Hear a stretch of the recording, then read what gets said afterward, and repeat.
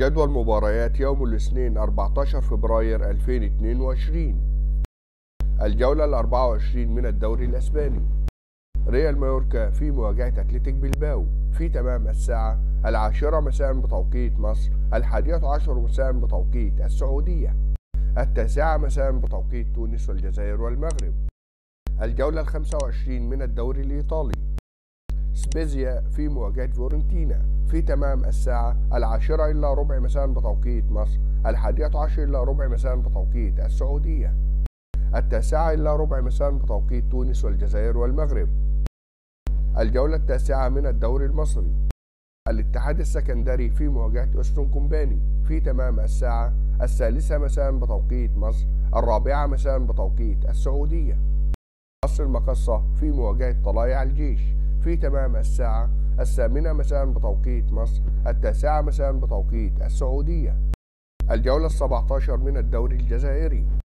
شبيبة القبائل في مواجهة بارادو في تمام الساعة 5:30 مساء بتوقيت الجزائر. نصف نهائي كأس رئيس الدولة الإماراتي. الوصل في مواجهة الشارقة في تمام الساعة 5:30 مساء بتوقيت الإمارات. الوحدة في مواجهة بني ياس في تمام الساعة 8 مساء بتوقيت الإمارات. دور 16 من كأس أمير قطر. الأهلي في مواجهة المرخية في تمام الساعة 5:15 مساء بتوقيت قطر. العربي في مواجهة السيلي في تمام الساعة 7:30 مساء بتوقيت قطر. الجولة 21 من الدوري العراقي. القرخ في مواجهة زاخو في تمام الساعة 1:30 مساء بتوقيت قطر.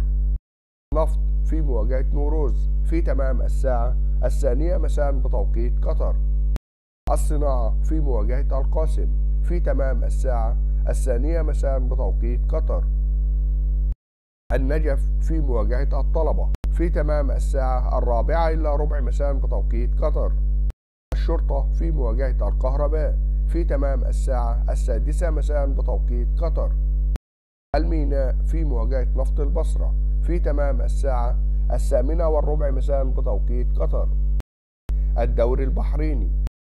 الرفاع الشرقي في مواجهة النجمة في تمام الساعة 5 مساء بتوقيت البحرين. الخالدية في مواجهة الرفاع في تمام الساعة 7:30 مساء بتوقيت البحرين. لو عجبك الفيديو لا تنسى الاشتراك في القناة لتشجيعنا.